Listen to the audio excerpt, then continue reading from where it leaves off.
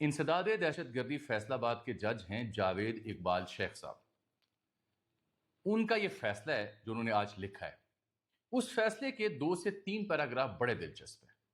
इससे पहले कि मैं वो पैराग्राफ पढ़ूं, मैं एक बात वाज़ेह कर दूं कि 9 मई की मजम्मत पीटीआई की क़यादत करती है। जिन लोगों ने जलाओ घेराव किया, अस्करी तनसीबात पे हमला किया, उसकी वो मजम्मत करते आए हैं।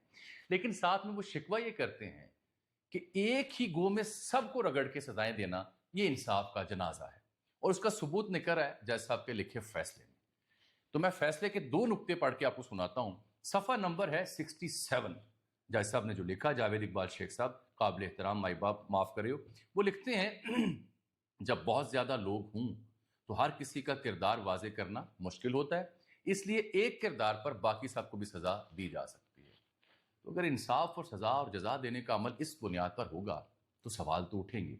फिर पीटीआई के जो एतराज़ है उसमें वजन तो पड़ता है। इसके बावजूद कि नून लीग के लोग चाहते हैं कि गलियां हो जान सुंजियां के बिच मिर्जा यार फरे कि बेड़ा गर्क हो जाए पीटीआई का, हम अकेले रहें, लेकिन नून लीग के लोग ये नहीं सोचते कि अगर पीटीआई ना हुई, मुल्क की बड़ी मकबूल जमात को आपने मुकम्मल दीवार से लगाया, तो इस पार्लिमान की साख क्या होगी जो पहले ही मजरू हो चुकी है।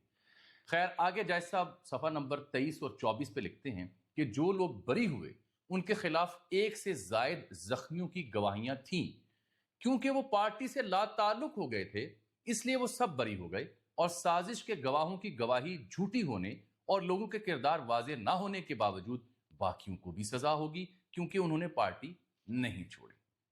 क्या मतलब समझे आप कि पार्टी अगर नहीं छोड़ी तो सजा होगी, और अगर आपने पार्टी छोड़ी है तो फिर वही होगा जो फारूक हबीब के साथ, फवाद चौधरी और दीगर के साथ हो रहा है। मेरे इन दोस्तों को मेरा यह तबसरा